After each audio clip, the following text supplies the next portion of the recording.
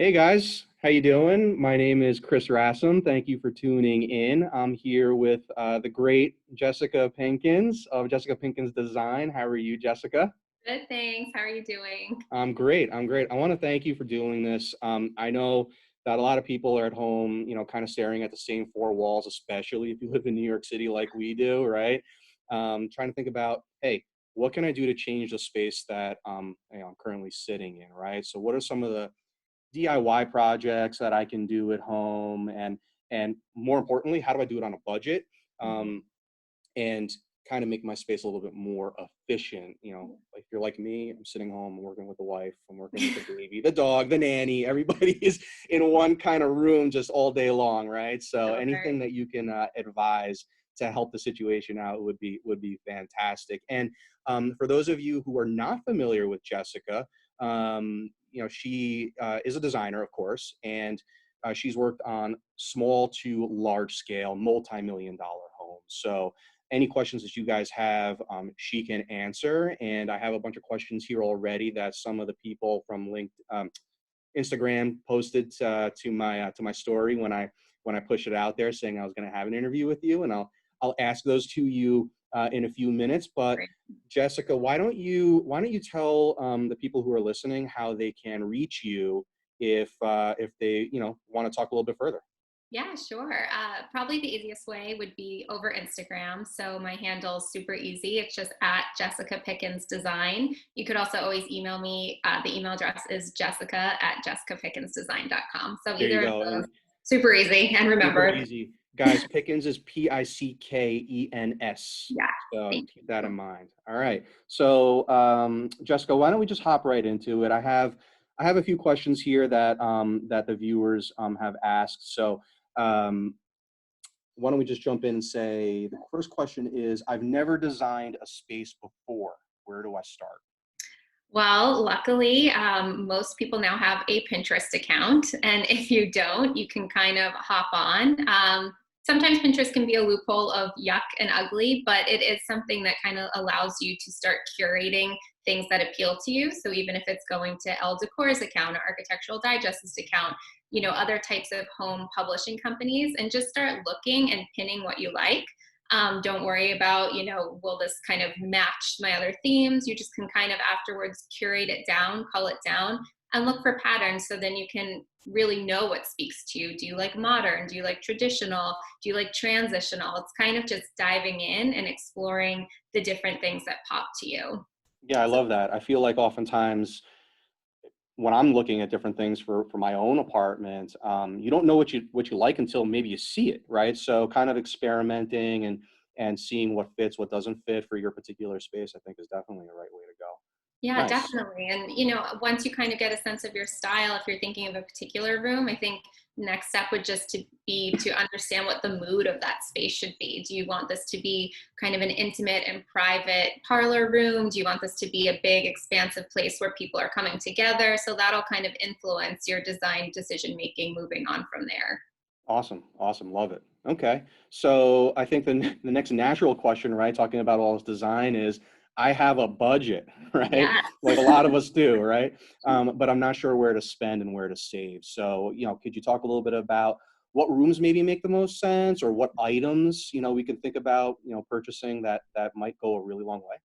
Yeah, I always think that you should definitely spend on the items that you're going to use every day. So, a great bed with a great mattress, pillows, linens, all of that. You go to sleep every single night there. You might as well invest and make it comfortable, make it to your taste. Sofas, after that, for sure. Another item that you're going to use all the time, you might as well get that comfortable one that you know can last a little bit longer. If you have, a dining space, you can definitely invest in a dining table with dining chairs. I would say those are the three key things that are worth that little bit of an extra spend.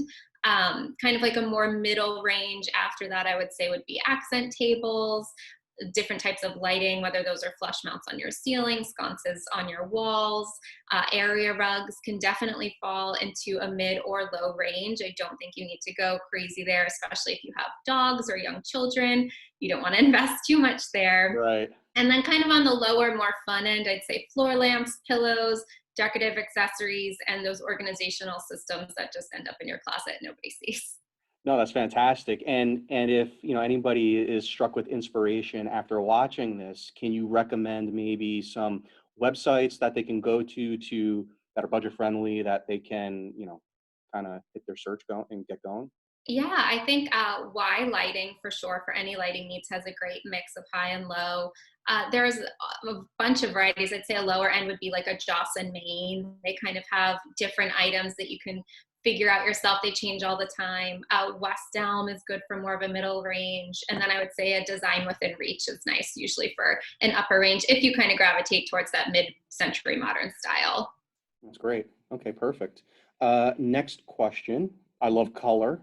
How can I add this to design tastefully? Right. I think we've all kind of maybe seen people's homes where they have some ridiculous color schemes. So how do we avoid that, and how do we make it so that it's tasteful? Yeah, color is difficult for those who love it and want to add. So I usually try to guide clients into more of a less is more approach, especially when it comes to architectural elements. So walls, ceilings, floors, I try to be more neutral. I think it's a little bit more lasting through the times in your own mood. So a lot of people want to paint a feature wall a dark blue in an otherwise gray room, and then they get tired of it after a couple of years and it's hard to repaint. So I say everything structural, keep neutral, the grays, the yellows, like whatever tone kind of fits you. White's always great. And then to add color, I would add it in pillows, I would add it in furniture. You could do some curtains, maybe even the rug. So kind of those more temporary pieces that you wouldn't mind replacing in a couple of years are always a good place to add some color. Also, millwork can be nice if you have an office that you're able to install some cabinets or a media console. Maybe it's your kitchen cabinets. Those can be done really nicely too, just depending on the color you choose. Yeah, that's great. I mean, I always err on the side of just trying to me. Full disclosure, we had a designer do our apartment as well. So I'll say she erred on the side of using accents. And the reason why we didn't use Jessica is because I didn't know Jessica at Yes. that time. so Moving so forward. yeah. But yeah, no, the accent stuff is fantastic, and it's honestly it's gone a really long way for our space. So definitely on board with what you're saying with that. And kids' rooms are Um, always a really fun place, or playrooms are kind of more of, if you yeah, have that itch for color and you have a young kid, you might as well do their room up super fun. yeah, no, great. Okay. Next question. What are three things I can do as soon as I move in to make a new apartment feel more like my own? I think this one is a fantastic question because, I mean, look, obviously, we're in New York City. A lot of people we know are in New York City, and what happens? You move apartments all the time, right? So, I think that's a big undertaking. And I know when I'm dealing with clients and I'm finding them a new home, oftentimes they look at me and they're like, I don't know what to do with this space. So I find myself sitting there and kind of explaining, oh, the couch can go here or can go here, Hmm. or this is how you should set the room up for the optimal setup to use that space. But I can completely understand how staring at an empty room, when you're first moving into it, can definitely feel a little bit like a daunting situation. Overwhelming for sure. So I think typically I would say paint it the colors that you like. Kind of think about what you want the color scheme of your new home to be. Consider the lighting. How much natural daylight does it get? You can really dive in deep here. Benjamin Moore sells color wheels. They're about $30, but they have every single color of their paint. So you can actually bring that into your home, look at the different colors in your space, because color changes so much with lighting. So just kind of getting a feel of what you like. You can even buy a few little like $8 pint cans that you can experiment with different swatches of those colors. So really nail your colors first and paint. Secondly, I would say think about the floors. Do they need resanding? Do they need replacing? How are the baseboards? I kind of enjoy the idea of getting rid of all of the old gook and grime that might have accumulated with the prior tenant and just setting a really clean, beautiful space for me to start fresh in. So looking at the floors, same goes for the window treatments. A lot of apartments kind of come with those standard blinds that are a little bit yuck, but whether you have the money to do a whole window treatment or not, I would say just replace those blinds, give yourself something new. And another little trick of the trade that I like is reglazing the tub. So we don't always have enough money to replace the tub, but 100%. Yep. reglaze the tub. You're going to take nice baths in there, clean it up, make it your own. So those are all suggestions that are definitely more on the structural side. But what's great to do even before you move in is kind of make those mood boards. Think of the different types of furniture you like. Just go nuts. Look at the Arc Digests, look at the Elle Decors, find the styles you like, and then you can always find a similar style for your budget just by Google searching. You can kind of make a mood board, a palette board together, and then you'll know where you're starting, and you can just hop off from there and get all of the new stuff you need, match it with the old stuff, and it'll just start to feel like your own over time. Yeah, no, that's great. And guys, I know what Jessica just said, it could sound a little overwhelming, but these are super low budget fixes that you can do to an apartment when you walk right into it immediately. Have it done before you even move in. This stuff is not hard to do, and it's not costly. So repainting, looking at your window treatments, 100% reglaze your tub, right? You don't want to be showering in someone else's nastiness, even if you clean it beforehand. And the floors are super easy. You don't have to replace, just sand it down and restain. You'll be good. It'll look like a fresh new apartment. Wow. So that's all great stuff, Jessica. Thank you. Yeah. And then the last question I have here is, what is the one thing people tend to overlook or underestimate when decorating their home? Yeah, I think something I always see is people don't quite measure their space and compare it to the size furniture that they're purchasing. So a lot of times that leads to furniture purchases that just don't match the scale of the room, whether they're so large that you can't fit end tables next to the couch, or maybe you get a dining table and chairs that leave no space for you to actually walk behind to pull them out.